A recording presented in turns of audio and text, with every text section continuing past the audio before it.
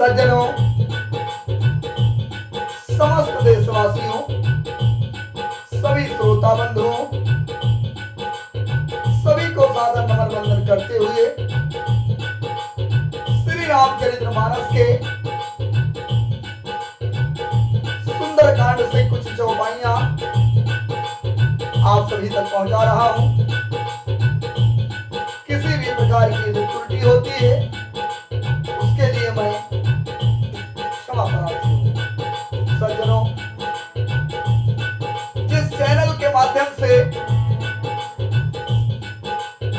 यानी अर्जुन सिंह लोधी राजपूत चैनल के माध्यम से ये कार्यक्रम आप सभी तक पहुंच रहा है, चैनल को सब्सक्राइब कीजिए, अपने नातेदार, रिश्तेदार, भाई पटीदार सभी को सब्सक्राइब करवाइए, लाइक कीजिए, कमेंट कीजिए। जो भी गलतियां मुझसे हो रही हैं कमेंट बॉक्स में जरूर लिखिए। सज्जनों, प्रसंग उस समय का है कि जिस समय श्री बालाजी सरकार हनुमान जी महाराज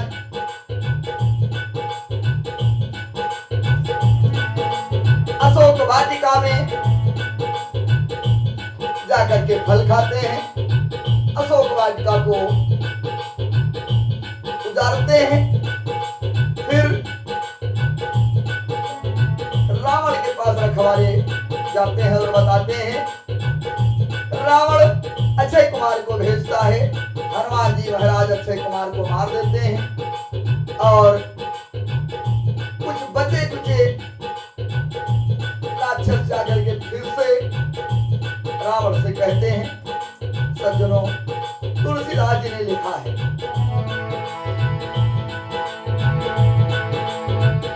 कछु मारे से कछु मर देसी, कछु मिले धरी दूर, कछु पुनि जाय पुकारे, कछु प्रभु मर कटी बलूर। तुलसीदास जी ने पुनः लिखा है,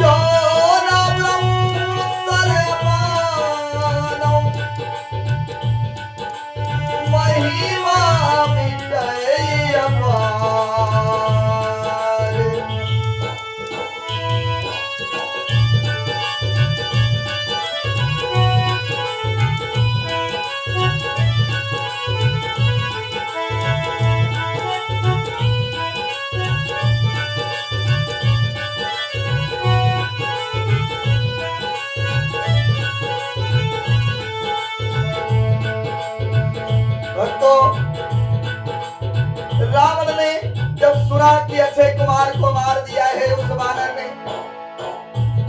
पुत्र का वध सुनकर रावण क्रोधित हुआ और उसने अपने बड़े पुत्र बलवान मेघनाद को भेजा और कहा कि हे मेघनाद, उस बंदर को मारना नहीं, उसे बांध कर ले आना।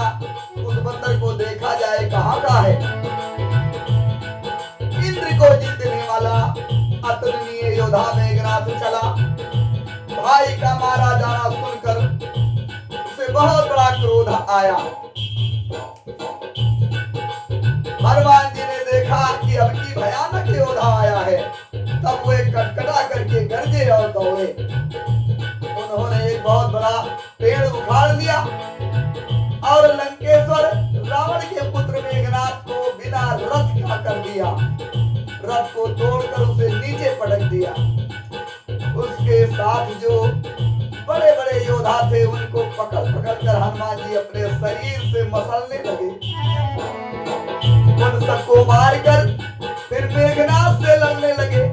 लड़ते हुए वे दोनों ऐसे मालूम होते थे कि दो हाथी आपस में भिड़ गए हो। हनुमान जी उसे एक घूसा मारकर वृक्ष पर जाकर के चढ़ गए। उसको क्षण भर के लिए यानी मेघनाद को मूर्छा आ गई। फिर उड़ करके उसने बहुत माया रची, परंतु पवन के पुत्र उससे जीते नहीं जा रहे हैं। सज्जनों, बहुत से व्यक्ति सवाल करते हैं कि हनुमान जी 49 पवन थे, किस पवन के पुत्र थे। सज्जनों, चौपाई के माध्यम से तुलसीदास जी ने बिल्कुल साफ कर दिया है कि जब मेघनाद ने बहुत बड़ी बड़ी मायाएं रची लेकिन हनुमान जी को जीत नहीं सके, और चौपाई लिखा है तुलसीदास जी ने, उठी बहोर की निस बहु माया, जीत न जाय प्रभंजन जाया। यानी प्रभंजन नाम के जो पवन देव थे उनके पुत्र थे हनुमान जी। फिर अंत में उसने ब्रह्मास्त्र का संधान किया। तब हनुमान जी ने मन में विचार किया कि यदि ब्रह्मास्त्र को नहीं मानता हूँ तो उसकी अपार महिमा मिट जाएगी। सज्जनों, तुलसीदास जी ने लिखा है हनुमान जी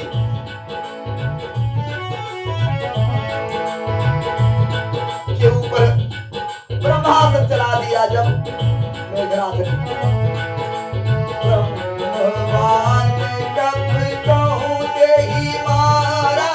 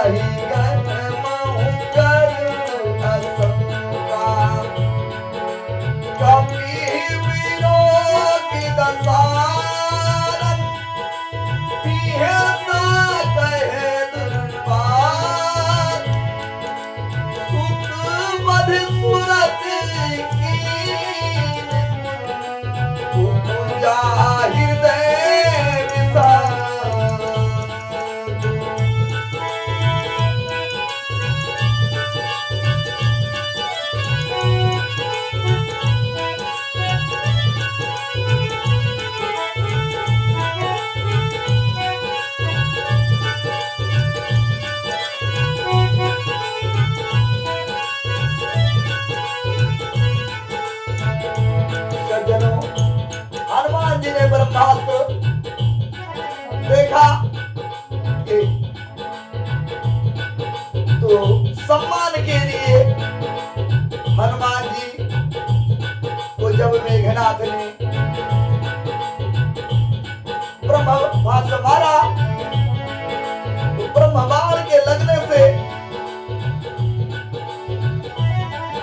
हनुमान जी नीचे गिर पड़े वृक्ष से, परंतु गिरते समय भी उन्होंने बहुत सी सेना मार डाली। जब उसने देखा कि हनुमान जी मूर्छित हो गए तब वह उनको नागपाश से बांध कर ले गया। शिव जी कहते हैं, हे पार्वती सुनो, जिनका नाम जप कर ज्ञानी विवेकी मनुष्य संसार जन्म मरण के बंधन से मुक्ति पा जाते हैं, उनके दूत कहीं बंधन में आ सकते हैं, किंतु प्रभु के कार्य के लिए हनुमान जी ने स्वयं को अपने को नागपाश में बंधवा दिया। फिर बंदर का बांधा जाना सुनकर राक्षस दौड़े और कौतुक के लिए यानी तमाशा देखने के लिए सब सभा में आए। हनुमान जी ने जाकर रावण की सभा देखी, उसकी अत्यंत प्रभुता कुछ कही नहीं जाती। देवता और दिक्पाल हाथ जोड़े बड़ी नम्रता के साथ भयभीत हुए रावण की भाव ताक रहे हैं, उसका रुख देख रहे हैं। उसका ऐसा प्रताप देखकर भी हनुमान जी के मन में जरा भी डर नहीं हुआ। वे ऐसे निशंक खड़े हैं जैसे सर्पों के समूह में गरुड़ निशंक रहते हैं। हनुमान जी को देखकर रावण दुर्वचन कहता हुआ खूब हंसा। फिर पुत्र का स्मरण किया तो उसके हृदय में विषाद उत्पन्न हो गया। रावण ने कहा, तुलसीदास जी ने चौपाई के माध्यम से लिखा है। सज्जनों, आप सभी सुने।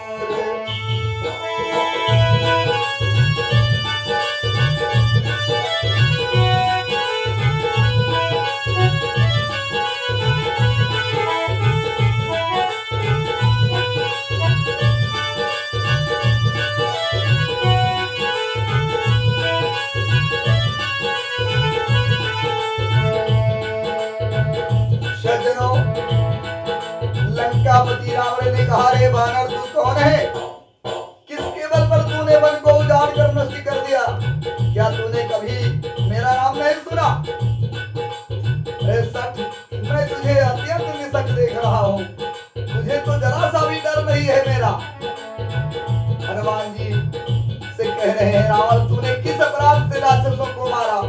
अरे मूर्ख बता, क्या तुझे प्राण जाने का डर नहीं है? हनुमान जी ने कहा, रे रावण सुन, जिसका बल पाकर माया संपूर्ण ब्राह्मणों के समूह की रचना करती है, जिनके बल से 10-20 ब्रह्मा विष्णु महेश सृष्टि का सृजन और पालन संहार करते हैं, जिनके बल से सहस्रमुख वाले शेष जी पर्वत और वन सहित समस्त ब्रह्मांड को अपने सिर पर धारण किए हुए हैं, जो देवताओं की रक्षा के लिए नाना प्रकार के देह धारण करते हैं और जो तुम्हारे जैसे मूर्खों को शिक्षा देने वाले हैं, उन जिन्होंने शिव के कठोर धनुष को तोड़ डाला और उसी के साथ राजाओं का समूह गर्भच्युत हो गया, जिनके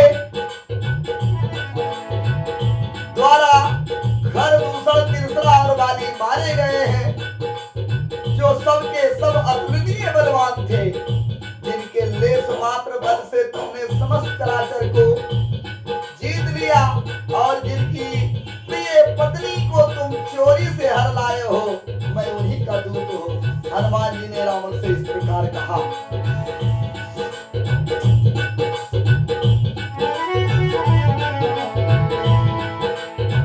हनुमान जी कह रहे हैं और तुलसीदास जी ने चौपाई के माध्यम से लिखा। सुनिए भक्तों, हनुमान जी कह रहे हैं कि हे रावण, जानो मैं तुम्हारे प्रभुताई, सहस बाबू सन परी कराई, समर बाल सन करी जसु पावा, और सुनी कपि वचन बिहस बिहरावा,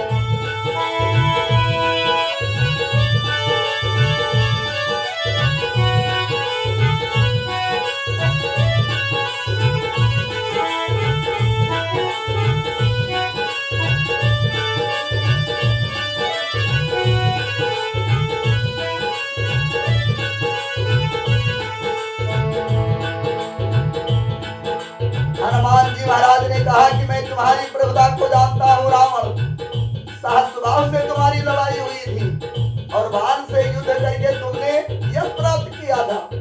हनुमान जी के मार्मिक वचन सुनकर रावण ने हंसकर बात टाल दी।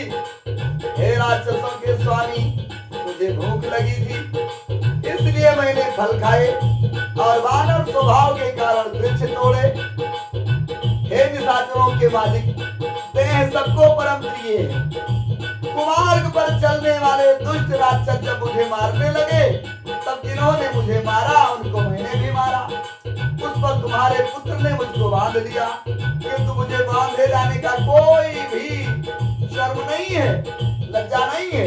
मैं तो अपने प्रभु के कार्य के लिए आया हूँ, उनका कार्य सिद्धि करना चाहता हूँ। हे रावण, मैं हाथ जोड़कर तुमसे विनती करता हूँ, तुम अभिमान को छोड़ करके मेरी सीख सुनो, मेरी बात मानो, अपने पवित्र कुल का विचार करके देखो, धर्म को छोड़कर भक्त भयहारी भगवान श्री रामचंद्र जी का भजन करो। जो देवता राक्षस और समस्त चराचर को खा जाता है, वह काल भी जिनके डर से अत्यंत डरता है, उन्हें कदापि वैर ना करो और मेरे कहने से जानकी को वापस कर दो, सीता जी को वापस दे दो। हर के शत्रु श्री रामचंद्र जी भगवान शरणागत के रक्षक हैं, दया के समुद्र हैं। शरण जाने पर प्रभु तुम्हारा सारा अपराध भुला करके तुम्हें अपनी शरण में रख लेंगे। अगर आप उनकी शरण में जाते हैं तो आपको जानकी जी के हर लाने का दोष भी वो क्षमा कर देंगे।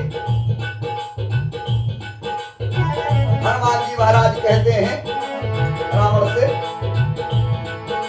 राम चरण पंकज धरहु, लंका चल राज करहु, विश्व कुलस्ति जसु विमल मयंका, यही ससी महु जनि होहु कलंका।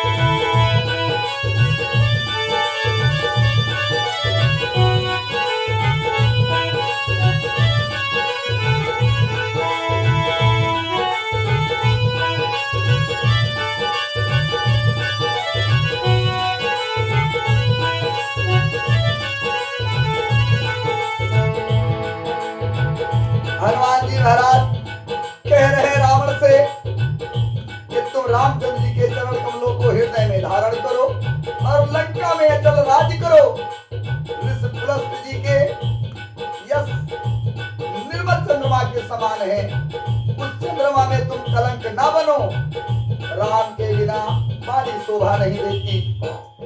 मद मोह को छोड़कर विचार करके देखो, हे देवताओं के शत्रु, सब गहनों से सजी हुई सुंदरी स्त्री भी कपड़ों के बिना नंगी शोभा नहीं दे पाती है। राम विमुख पुरुष की संपत्ति और प्रभुता रही हुई भी चली जाती है और उसका पाना न पाने के समान होता है। जिन नदियों के मूल में कोई जल स्रोत नहीं है, अर्थात जिन्हें केवल बरसात का ही आसरा है कि बरसात होगी तब मुझ में जल आएगा, वे वर्षा बीत जाने पर फिर तुरंत ही सूख जाती हैं, वे नदियां भी किसी काम की नहीं है। हे रावण सुनो, मैं प्रतिज्ञा करके कहता हूँ कि राम विमुख की रक्षा करने वाला कोई भी नहीं है। हजारों शंकर, विष्णु, ब्रह्मा भी रामचंद्र जी के साथ द्रोह करने वाले तुमको नहीं बचा सकते। मोह ही जिसका मूल है, ऐसे बहुत पीड़ा देने वाले तप रूपी अभिमान का त्याग कर दो और रघुकुल के स्वामी कृपा के समुद्र भगवान श्री रामचंद्र जी का भजन करो। सज्जनों, इस प्रकार हनुमान जी महाराज रावण को समझाते हैं और आज का प्रसंग यहीं पर समाप्त कर रहा हूँ। सज्जनों, किसी भी प्रकार की यदि त्रुटि होती है उसके लिए मैं क्षमा प्रार्थी हूँ। एक बार सभी प्रेम से बोलिए महाराज जी सरकार, हनुमान जी महाराज।